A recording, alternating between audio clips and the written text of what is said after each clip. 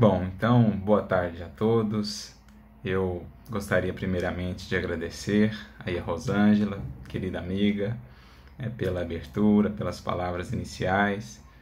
Agradecer também ao amigo Tiago pelo convite que nos foi feito, que a gente atendeu com muita alegria. Nos felicita muito podermos ver mais uma sementinha de um NEP germinando, florescendo, frutificando. O estudo do Evangelho, que é esse manancial inesgotável e o mais puro que a humanidade já teve notícias. O estudo do Evangelho à luz da doutrina espírita, portanto, enriquecido ainda mais por todos os horizontes que o Espiritismo nos traz, por todas as chaves de entendimento que ele nos proporciona. Esse é o grande objetivo do NEP. Estudar o Evangelho com as chaves espíritas para melhor compreendê-lo e, finalmente, a grande meta de todos nós, melhor aplicá-lo em nossas vidas. Então, nós nos felicitamos muito aqui também, representando o NEP São Paulo, esse conjunto de NEPs aqui em nosso estado. Já temos aí participando conosco cerca de 18 NEPs, ao qual se junta, ou aos quais agora se junta também, o NEP Lívia, um nome fantástico aí, né? Uma ótima, excelente escolha de benfeitor a amparar os trabalhos, ainda mais quando se pensa que a casa, né, tem por benfeitor Emmanuel. Juntando então essa dupla, certamente estarão muito bem amparados no que diz respeito ao Evangelho, porque todo esse esforço também, ele deriva do esforço de Emmanuel, desse benfeitor que dedicou boa parte da sua obra, dos seus esforços com o nosso querido Chico Xavier, em torno do Evangelho do Cristo, do resgate do Evangelho de Jesus à luz da doutrina espírita. E, naturalmente, o Emmanuel que ora conhecemos e que é para nós esse referencial e essa inspiração, ele não existiria não fosse em seus caminhos Lívia,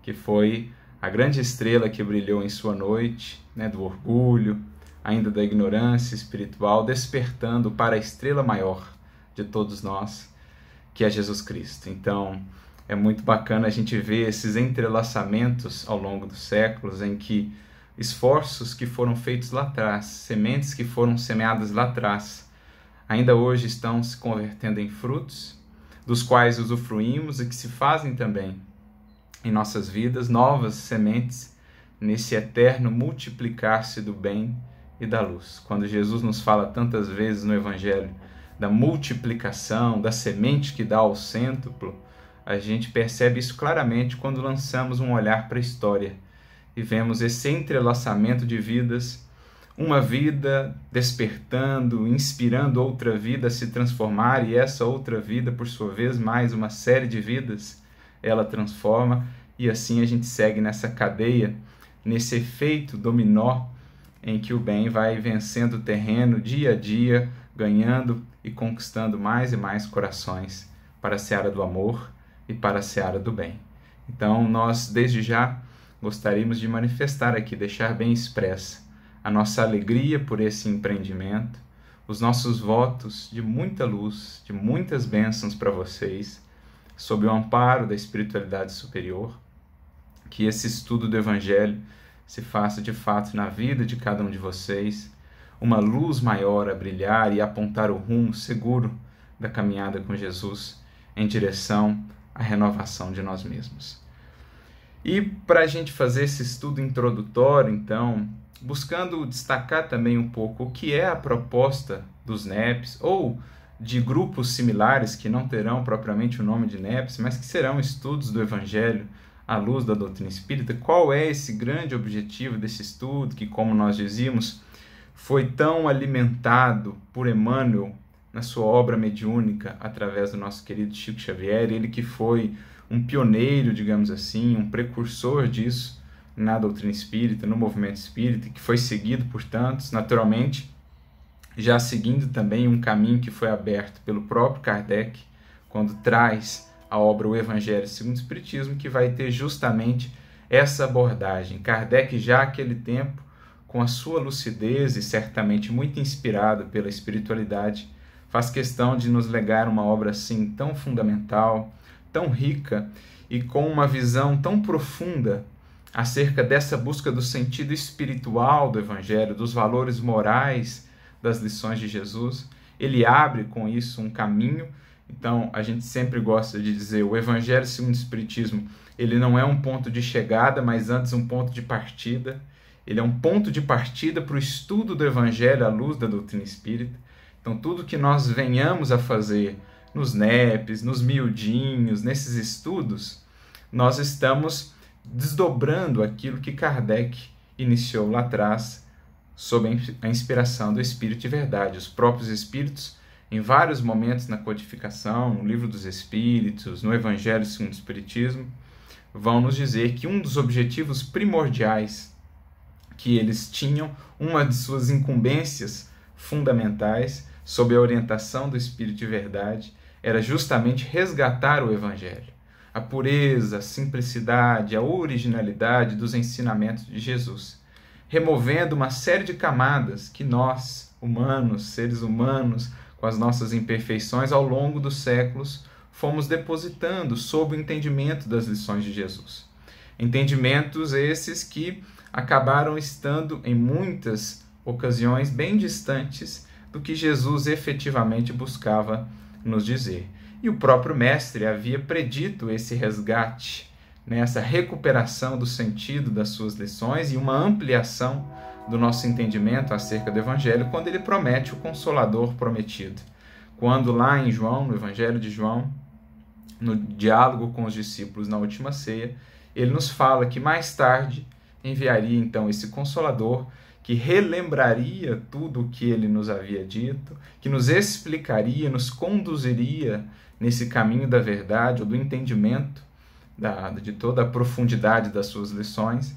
Então, o próprio Mestre havia predito isso e, de fato, a doutrina espírita vem então cumprir, no tempo julgado propício pelo alto, cumprir aqueles desígnios. Como Kardec também apresenta para nós no Evangelho segundo o Espiritismo, também no primeiro capítulo de A Gênese, ele explica-nos então o porquê o Espiritismo é de fato esse Consolador prometido.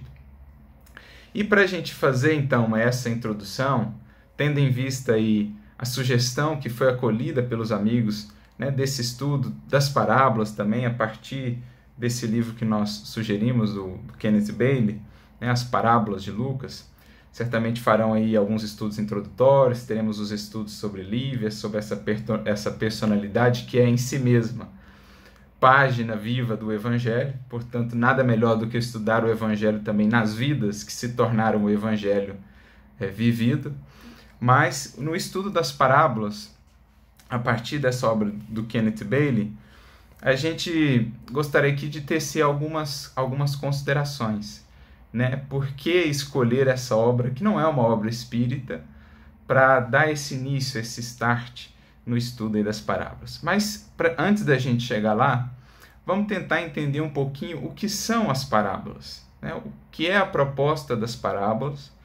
Ponto de vista genérico, aqui não vamos nos focar especificamente em nenhuma delas, mas entender uma finalidade geral, uma visão geral aí do que sejam as parábolas à luz da doutrina espírita, e aí justamente nesse entendimento fazer uma ligação com a proposta dos NEPs, que é não só no estudo das parábolas, mas do Evangelho como um todo, ir fundo nessas lições, conseguindo vencer os desafios da forma, da letra, como dizia o apóstolo Paulo, a letra que mata, em busca do Espírito que dá vida, em busca do Espírito que vivifica. Então, os NEPs eles vão ter esse propósito, naturalmente recorrendo aí a ferramentas.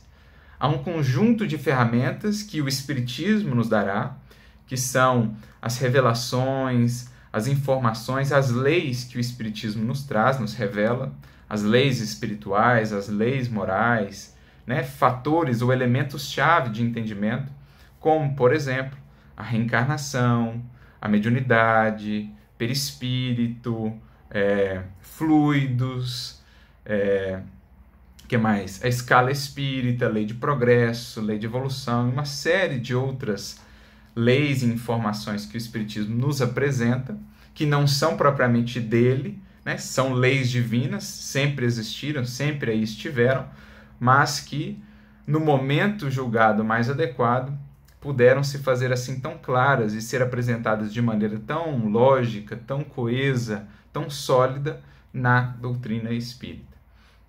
Então, o Espiritismo, os NEPs, vão buscar no Espiritismo esse ferramental, esse conjunto de chaves, para a gente ir mais fundo nesse entendimento das parábolas e das lições, de um modo em geral, dos evangelhos, ou mesmo das escrituras, e, naturalmente, vai recorrer também a outros elementos, como o próprio Kardec vai frisar na introdução de O Evangelho segundo o Espiritismo, que serão importantes para esse entendimento. E um desses elementos aí fundamental é um entendimento melhor daquele contexto, das características daquela linguagem, das características, né, daquele contexto histórico, daquela sociedade, daquele povo que já vinha trazendo ali toda uma bagagem, né, todo um arcabouço de conhecimentos da primeira revelação, aos quais muitas vezes Jesus vai fazer referência nas suas lições e que, sem um entendimento minimamente adequado deles, passam desapercebidas muitas nuances para nós nas lições de Jesus. Nós ficamos com muitas pontas soltas. Falta-se também algumas luzes, alguns entendimentos necessários para que a gente consiga superar essa forma transitória de que Jesus precisou revestir a sua mensagem para encontrar o sumo. É como, pensando num fruto, o passar ali pela casca, o remover a casca para alcançar o sumo. Ou, comparando as lições de Jesus a um presente, buscamos o presente, mas há uma embalagem. E essa embalagem, a fim de removê-la, a gente precisa ter também alguns conhecimentos daquele período, daquela cultura. O próprio Kardec, portanto, fará questão de frisar esses dois elementos como assim tão importantes para o nosso entendimento das lições de Jesus e das Escrituras de um modo geral. Na introdução de O Evangelho segundo o Espiritismo, que é fundamental para entendermos a grande finalidade da obra e do estudo do Evangelho à luz da doutrina espírita, Kardec vai dizer, por exemplo, lá no item 3, na terceira parte da introdução de O Evangelho segundo o Espiritismo, ele vai ter um trecho lá, uma parte intitulada Notícias Históricas, em que ele vai nos dizer que, para compreendermos muitas ou algumas das passagens do Evangelho, necessário se faz entender, né, o valor, o significado de muitas palavras nele frequentemente empregadas e que caracterizam o estado dos costumes e da sociedade judia naquela época.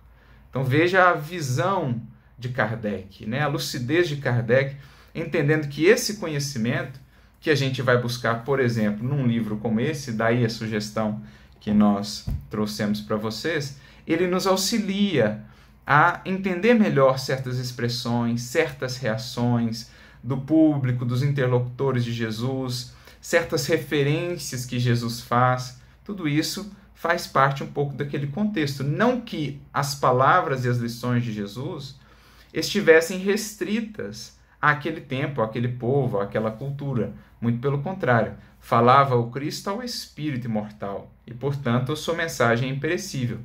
Mas, para que ela ficasse aqui conosco, no plano terreno, e pudesse nos alcançar, a nós hoje que aqui estamos estudando a sua mensagem, ele precisou revesti-la de palavras que remontam, então, a uma cultura, a um tempo e a um povo. E daí a importância da gente fazer esse estudo da casca, digamos assim, da embalagem, para aprendermos a removê-la, a separar o que é embalagem do que é o presente, do que é o sumo da fruta ali. Então é esse o objetivo de um estudo de uma obra como essa, né? Kardec, mais adiante, também no Evangelho segundo o Espiritismo, lá no item 3 do capítulo 23, em que ele estuda algumas passagens difíceis do Evangelho, algumas passagens que parecem até incompreensíveis, ele vai fazer um estudo dessa questão do estado dos costumes da época. Quando ele faz aquele estudo, por exemplo, da passagem do odiar pai e mãe, ele vai fazer um estudo do hebraico, mostrando que o odiar lá não tinha a mesma significação que tem para nós hoje, ocidentais, etc. Era uma gradação aí, digamos assim, nesse amor, né? Amar mais e amar menos. O amar menos, muitas vezes, era utilizada aí a palavra odiar, no sentido de que, em comparação com outra relação, se tinha essa graduação. Então ele faz esse estudo interessante e ele coloca lá: se não se leva em conta o meio em que Jesus viveu, fica-se exposto ao equívoco ou a equívocos acerca do valor de determinadas expressões e de determinados fatos. Então muito nos impressiona a lucidez de Kardec já naquele tempo, porque esse resgate do Evangelho é algo que vem sendo feito até mesmo em outras denominações religiosas, né? Esse estudo mais contextualizado ali também é algo que tem sido feito do século XX para cá, sobretudo, final do século XIX, mas Kardec, já pioneiro nesse entendimento, naturalmente muito inspirado pelo alto, ele apresenta a importância desse tipo de estudo.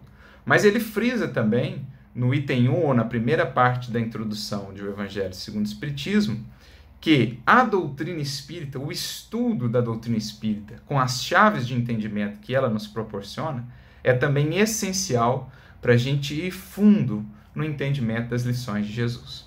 Como entender os chamados milagres do Mestre, sem entender fluidos, sem entender escala espírita, sem entender mediunidade, sem entender as potências do espírito, perispírito, etc, etc. Como entender aquelas chamadas curas, milagres de Jesus, sem esses elementos que a doutrina espírita nos revela?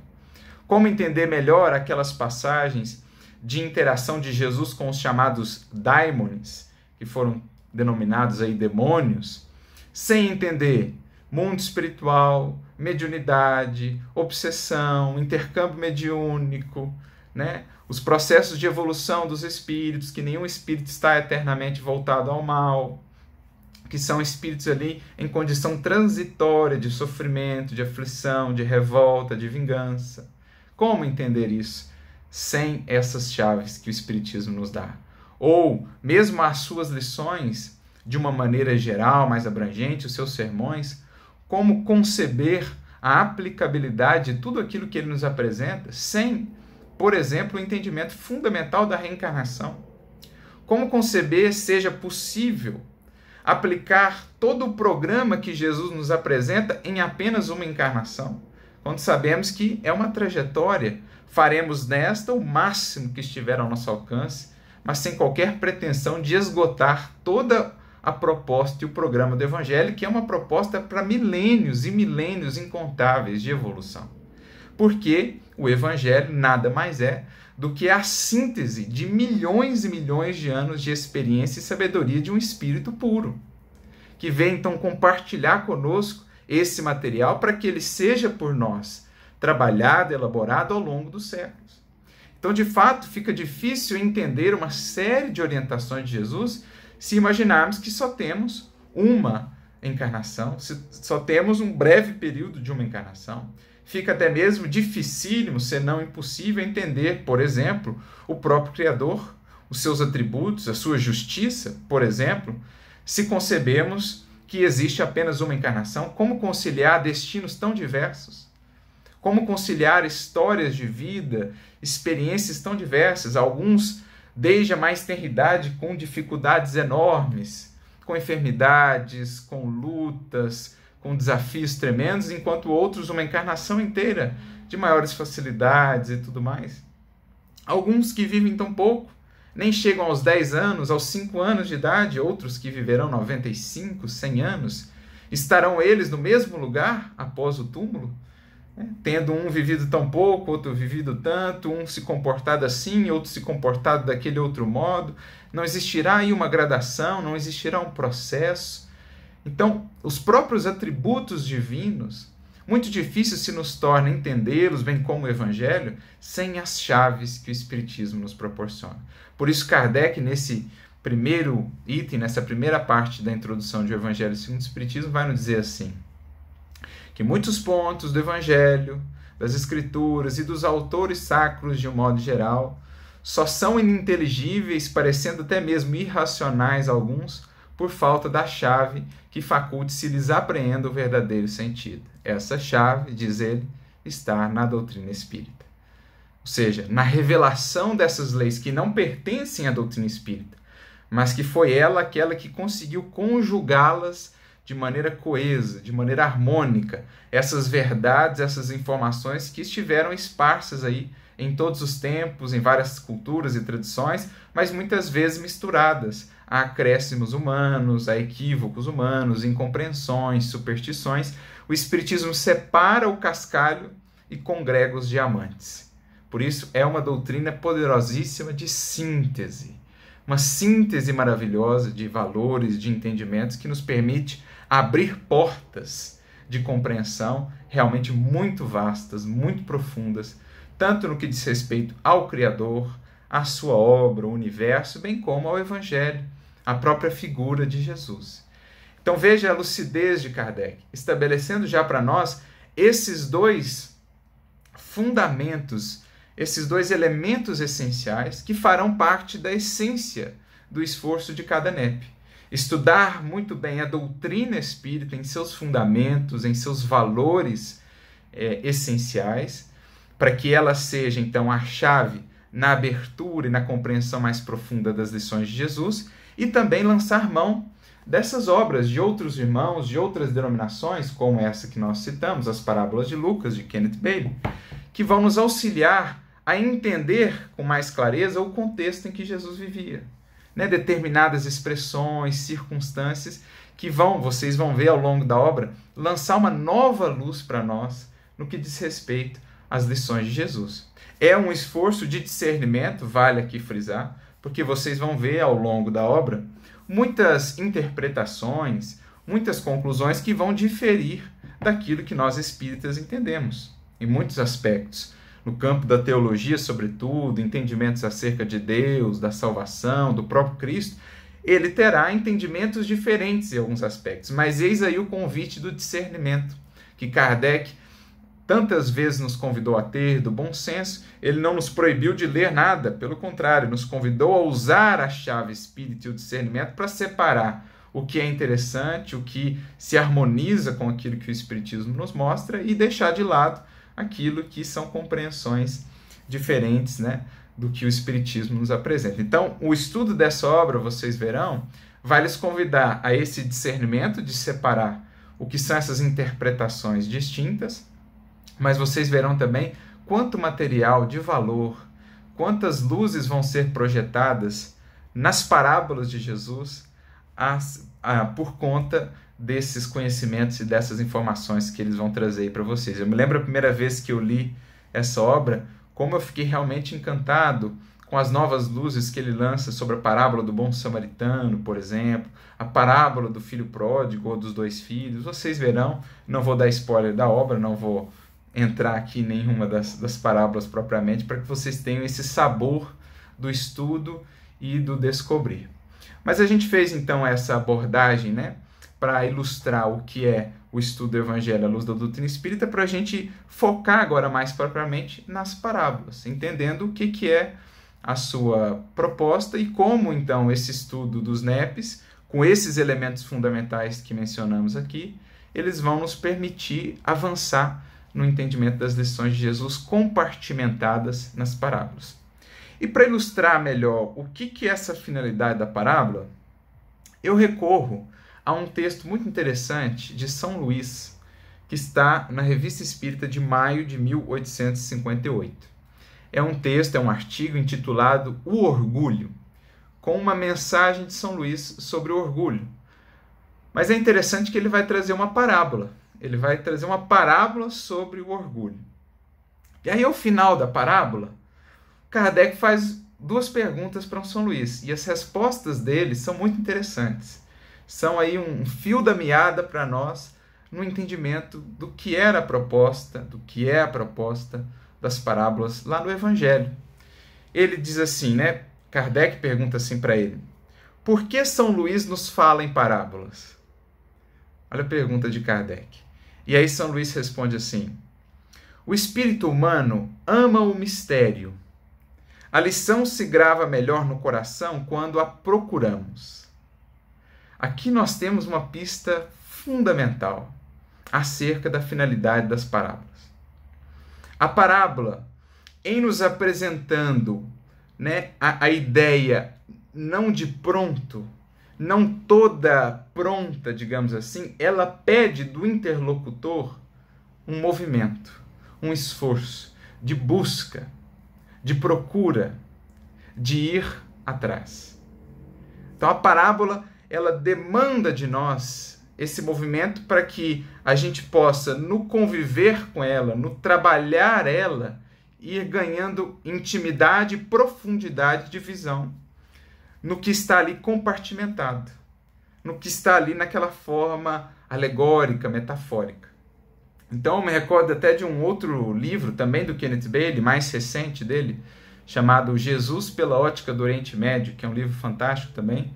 E uma das partes da obra ele também se dedica a estudar as parábolas. Então, nessa introdução sobre as parábolas, ele fala assim que uma parábola, sendo uma metáfora estendida, ela não é simplesmente um sistema de entrega de uma ideia. O que ele está querendo dizer? A parábola ela não nos dá a ideia pronta. Você tem que se esforçar por compreendê-la. Você tem que sentar, meditar, refletir, analisar, buscar outra perspectiva. E por isso que quanto mais você progride, mais você consegue extrair dela. Essa é uma das grandes finalidades de os mestres espirituais, não só Jesus, mas se a gente pega a maioria dos grandes mestres espirituais, eles trabalhavam com metáforas, com símbolos. Por quê? Porque isso dá atemporalidade ao ensino. Quanto mais o espírito progride, mais ele consegue, na relação com o símbolo, ressignificá-lo. Aprender novas nuances, novas perspectivas. Um Asclépios estudando o Evangelho, Asclépios lá do Obreiro da Vida Eterna, estudando o Evangelho nas esferas em que ele vive, em que a forma nem existe mais como nós a concebemos. Será que ele vai ler as parábolas de Jesus com a mesma perspectiva que nós lemos? Ele vai englobar tudo que a gente já entendeu sobre elas, mas ele terá muito mais perspectiva sobre cada parábola. Por quê? Ele, enquanto espírito, progrediu e consegue, então, ressignificar o símbolo. Então, a parábola, o símbolo, ela demanda de nós essa interação, esse esforço, essa busca. E nisso, a lição se grava melhor. É como um prêmio pelo esforço. Né? Como diz Emmanuel no capítulo 1 do livro Fonte Viva, quando a gente busca as graças da lição, bate a porta da lição buscando as suas graças, ela nos responde com as graças que ela tem a nos dar. Né? Quando nós esforçamos por alcançar essas graças, a lição nos responde com as suas benesses, né? Os seus benefícios. Então, é com um prêmio ao que busca e um filtro àquele que ainda não está buscando, àquele que ainda está apenas na superficialidade. Jesus e os grandes mestres, eles se utilizam então desse recurso. Voltando lá ao Kenneth Bailey, no Jesus pela Ótica do Oriente Médio, ele vai dizer assim, que a parábola, então, ela não é simplesmente um sistema de entrega de uma ideia, mas uma casa em que o leitor, o ouvinte, é convidado a fixar residência. E, sendo uma casa, olhar para o mundo através das janelas dessa residência. Eu achei muito interessante essa abordagem dele. Ele compara uma parábola, então, a uma casa. Você precisa conviver ali nela, você precisa criar intimidade com ela, habitá-la, para colher as visões que ela poderá te dar, renovadas da vida, da realidade, da lei divina. Achei muito interessante essa abordagem. E é, de certo modo, o que São Luís está nos dizendo aqui. A lição se grava melhor no coração quando nós a procuramos.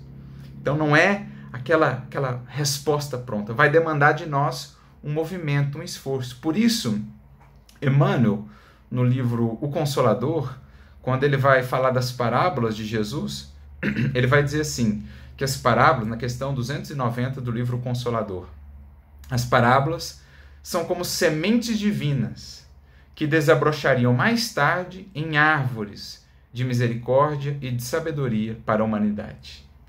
Então olha que feliz definição.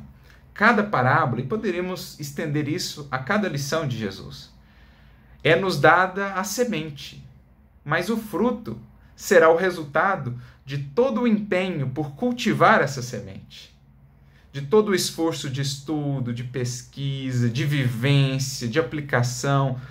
é então que a semente que nos é dada, a ideia compartimentada, o símbolo, o projeto que nos é dado, se torna então realidade, concretude em nossa vida, pelo quanto nós damos à semente.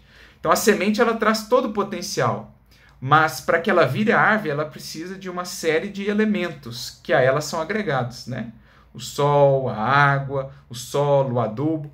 Isso é o que nos cabe dar às sementes que o Evangelho nos proporciona. Nós damos o sol do discernimento, a água, né, do suor e do esforço, nós damos o adubo do sacrifício, e aí ela vai então se convertendo numa árvore de misericórdia e de sabedoria para nós e naturalmente para os outros, que vão colher também desses frutos na convivência conosco. Então olha que interessante essa abordagem de Emmanuel, que reflete muito o que São Luís está nos dizendo aqui. Para que eu consiga extrair do Evangelho cada vez mais, eu preciso dar cada vez mais ao Evangelho. É o que Narcisa vai dizer para André Luiz no capítulo 1 do livro Os Mensageiros. Ela diz assim: enquanto o espírito do homem se engolfa apenas em cálculos e raciocínios, as lições do Evangelho, o Evangelho não se parece senão um repositório de ensinamentos comuns. Mas quando se despertam os sentimentos superiores, ele percebe que as lições do Mestre ganham novas expressões, antes desconhecidas da sua inteligência, na medida em que ele se esforça por edificar a si mesmo como instrumento do Pai. Quando crescemos para o Senhor, as suas lições igualmente crescem aos nossos olhos. É isso que ela define. Então, olha que bonito. Quando nós crescemos no esforço, na aplicação do que já foi recebido, as lições crescem também, em consonância com aquilo que estamos dando ao Evangelho. É essa interação que está aqui no sendo proposta, que capta muito bem, amigos, o sentido original da palavra parábola, que é a palavra grega, né? No hebraico, a palavra muito provavelmente utilizada era mashal, que aí tem conotações um pouco diferentes, engloba alguns aspectos diferentes do que a parábola no sentido grego. Mas a parábola no sentido grego, ela deriva de uma junção de duas expressões. Para, que é uma preposição grega, que significa ao lado de ou junto de, e bolé, né? Bolé, que é a conjugação do verbo balen, do grego lançar. Lançar. Então, parábola, traduzida literalmente, é lançar ao lado, lançar para o lado. Então, olha que interessante se a gente buscar o sentido simbólico disso, né? Lançar para o lado. Então, a parábola é esse artifício, esse instrumento de instrução, de orientação, que um mestre lançava a mão para, digamos assim, incorporar novas perspectivas para os seus educandos, né? Era artifício que vinha ali corroborar, dar auxílio, estar ao lado, dar um apoio, né, na transmissão de uma determinada informação. Mas justamente esse sentido do lançar ao lado, ele indica também movimento, que é o que nós estamos falando aqui. A parábola pede de nós movimento. A parábola ela quer nos tirar de um lugar, né, de uma monoideia, de uma visão cristalizada, de uma certa acomodação. A parábola ela nos pede movimento, ela nos pede que saiamos ali de um ponto de vista para que abarquemos outras perspectivas no esforço do estudo e do entendimento. Então olha que interessante, na própria etimologia da palavra parabolé, esse significado do movimento, da movimentação. É assim, por exemplo, que no diálogo lá com o doutor da lei, acerca do próximo, né? Quem é o meu próximo? O indivíduo estava com a ideia meio cristalizada.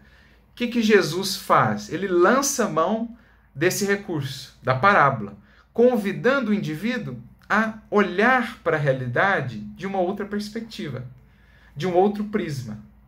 Então ele sai daquele centramento que ele estava, das suas ideias, dos seus pontos de vista, e vê, né, digamos assim, deslocado a cena que a parábola propõe. E muitas vezes ele vai se identificar na cena.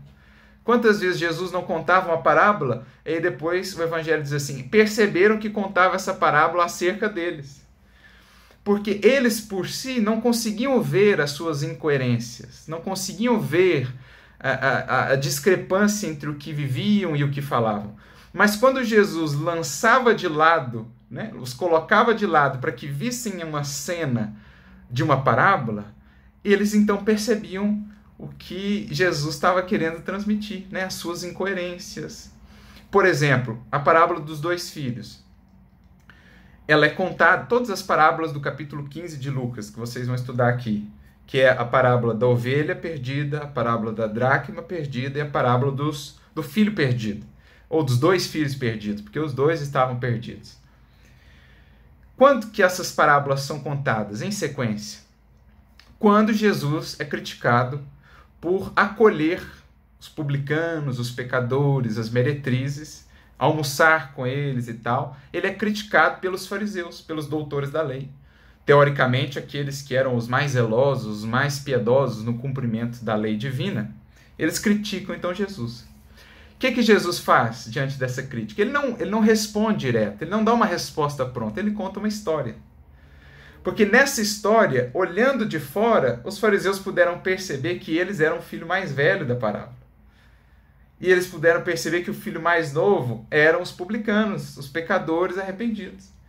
Então, vendo de fora, eles viram, eles próprios. Percebe a finalidade da parábola? Ela tira o indivíduo desse autocentramento e faz ver-se a si mesmo naquela história que Jesus conta.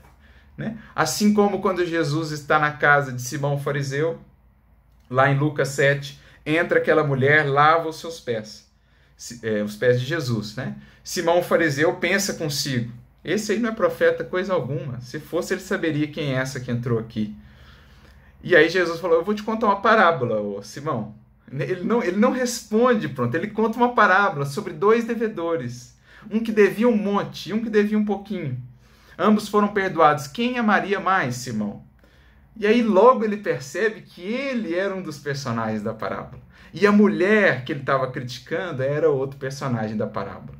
Então veja a didática de Jesus. Isso é parabolé, lançar ao lado, é tirar o outro de uma zona de acomodação, de uma ideia cristalizada para que ele veja a realidade de um outro prisma e então desperte. E se quiser, faça o movimento de ir em busca de aprender mais com o que está ali compartimentado nas sementes que são a parábola.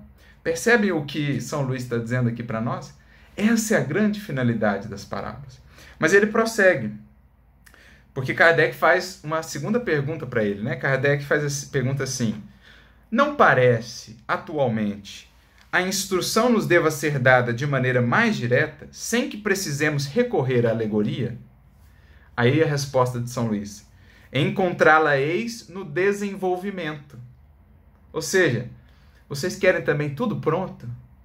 Sem esforço algum? A ciência do infinito, sem esforço algum? Eu me recordo de um capítulo do Emmanuel, no livro Harmonização, capítulo 7, chamado Entendimento Espiritual, em que ele fala justamente desses, que esperariam muitas facilidades no entendimento das lições do Evangelho. São aqueles que mal chegaram aos pórticos do Evangelho e já abandonam o serviço por causa dos esforços, das demandas e tal, para entender. Queriam que as lições fossem muito fáceis de serem acessadas. É claro que Jesus sempre deixou claro, evidente no Evangelho, o que é o cerne, a humildade, a caridade, etc. Agora, outros elementos mais profundos, ele nos colocou assim, esse desafio de, pelo desenvolvimento, irmos buscando, encontrando esses tesouros. É o que São Luís está dizendo aqui. Encontrá-la-eis, né, essa lição no desenvolvimento, no estudo. Kardec mesmo vai dizer, não se aprende o espiritismo a brincar, é a ciência do infinito. Se para formar um indivíduo aqui, né, como ele até a expressão que ele usa, se para formar-se um médico às vezes medíocre, demanda-se 5 anos de formação, que dirá a ciência do infinito, não vai demandar tempo, não vai demandar esforço. Se para formarmos aqui os nossos títulos precários e transitórios no mundo, são 5, 10 anos de formação, e a ciência do infinito? Quanto tempo ela vai pedir de nós para nos ofertar em retorno a eternidade, a imortalidade gloriosa? É isso que nós estamos falando aqui, São Luís. Ele prossegue: desejo ser lido, e a moral necessita ser disfarçada sobre a atração do prazer.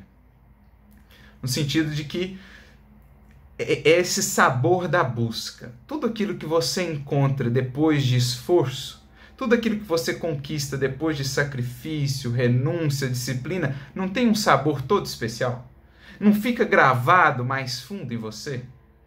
Sabe aquela disciplina ou aquele tema que era difícil, mas você se esforçou, estudou, mergulhou? Esse com certeza ficou muito mais gravado em você do que aquele outro que você viu ali meio por cima, só para responder o que precisava responder, mas não foi fundo naquilo.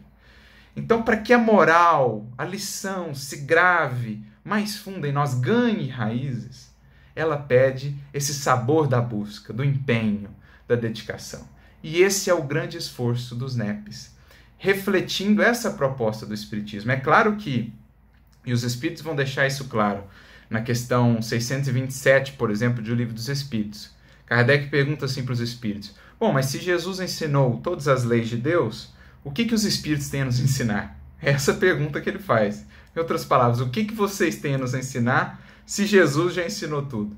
E aí os Espíritos respondem assim: Jesus empregava a miúde na sua linguagem parábolas e alegorias, porque falava de conformidade com os tempos e os lugares. Necessário se faz agora que tudo se torne claro e acessível para todos, a fim de que ninguém possa pretextar ignorância das suas lições.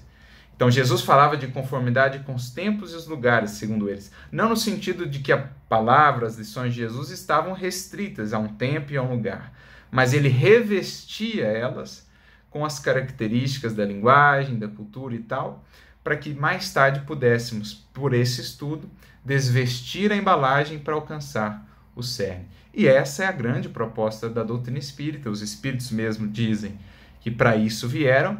E aí estão os NEPs, os grupos de estudo do Evangelho, com essa finalidade.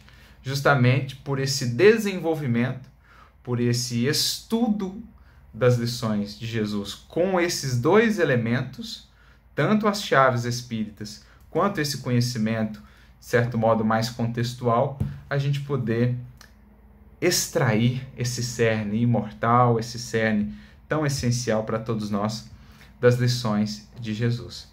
Essa, meus amigos, é a grande finalidade de um NEP, né? A gente poder contar com esse ferramental, poder contar com essas lentes que o Espiritismo nos proporciona e que, inclusive, nos convida a buscar também alhures, né, em outros lugares, por meio desses que nos proporcionam esse material, para que assim a gente consiga alcançar esse cerne, que é essencialmente o material da construção que nós precisamos fazer. Me recordo do livro A Gênese, quando Kardec, lá no capítulo 17, quando ele fala dos sinais, né, da regeneração, esses sinais de transformação pelos quais Jesus nos descreve o processo da transição lá em Mateus 24, por exemplo, né, o sermão profético. No comentário lá, Kardec fala o seguinte, que nós, por detrás de todos aqueles símbolos, nós vamos extrair daquela fala de Jesus duas realidades. Primeiro, os desafios da transição, que são lá apresentados para nós, né, naquelas formas meio impactantes que Jesus nos traz, mas que uma vez que a gente consegue entender o símbolo, deixam de ter qualquer coisa de maravilhoso, sobrenatural. Quando Jesus fala que o sol não dará a sua luz, a lua estará escura, as estrelas cairão do céu, o Espiritismo vai ressignificando. Por estrelas que cairão do céu, nós temos lá o prefácio do Evangelho segundo o Espiritismo, a nos explicar o símbolo. Mas ele diz que, além disso, desse relato dos desafios, das dores do parto, desse processo de transição, está lá dito também, ou predito, a recuperação do Evangelho em sua pureza original, que será então esse código moral do porvir, esse sol moral a orientar, a iluminar as consciências e a humanidade para um novo tempo que há de se iniciar nessa era de regeneração. Então, o esforço dos NEPs vai nessa linha, ajudar-nos a remover tudo que foram camadas humanas de incompreensão, de falsos entendimentos, de interesses que foram superpostas as lições de Jesus, para que, recuperando o material, né, o conhecimento das lições em sua propriedade, em sua clareza, em seu valor, a gente possa fazer então desse material a construção que cabe a cada um de nós.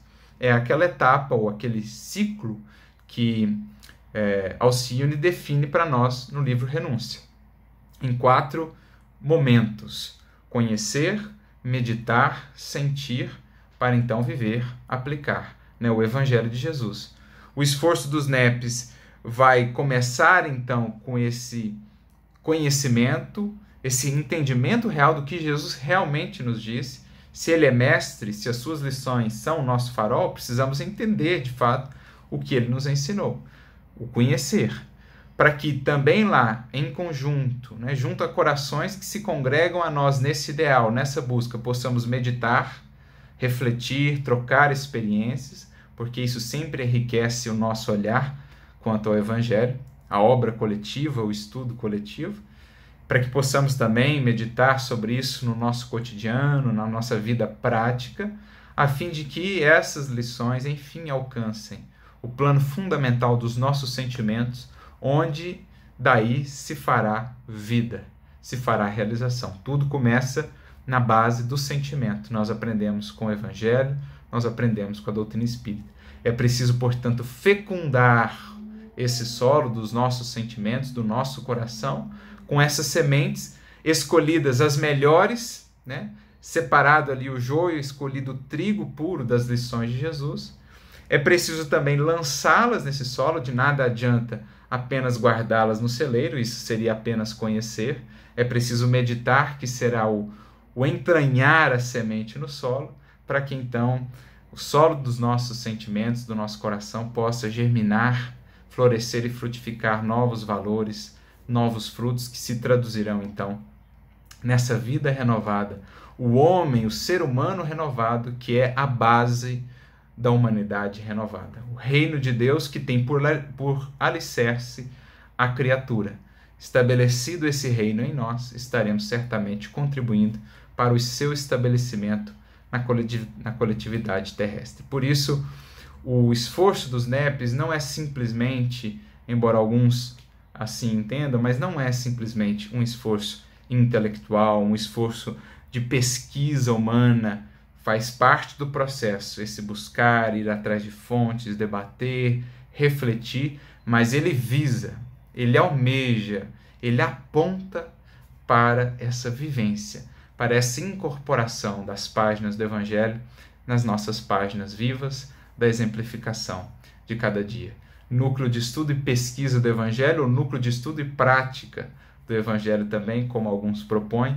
Essa é a grande finalidade. E nesse estudo das parábolas, essas sementes que Jesus assim nos dá, temos certeza que vocês poderão encontrar aí, com todo esse esforço de regá-las e de cultivá-las, frutos ao cêntuplo, porque é da lei que todo esforço, toda sementinha, quando trabalhada pelo tempo e pelos recursos que a ela doamos, ela há de se converter então em uma árvore, em muitos frutos, pois assim mesmo Jesus definiu o seu reino, uma simples, uma pequenina semente que se converte numa grande árvore, em muitos frutos, em muita sombra, ou seja, paz, equilíbrio, harmonia, luz, felicidade àqueles que nela investem. Esses são os nossos votos para vocês nessa caminhada que agora iniciam, que empreendem, que possa ser muito rica, que possa ser muito dadivosa, e que esses frutos venham então a marcar, a nutrir não somente a vocês que participarão mais diretamente da empreitada, mas certamente a todos aqueles que com vocês poderão conviver.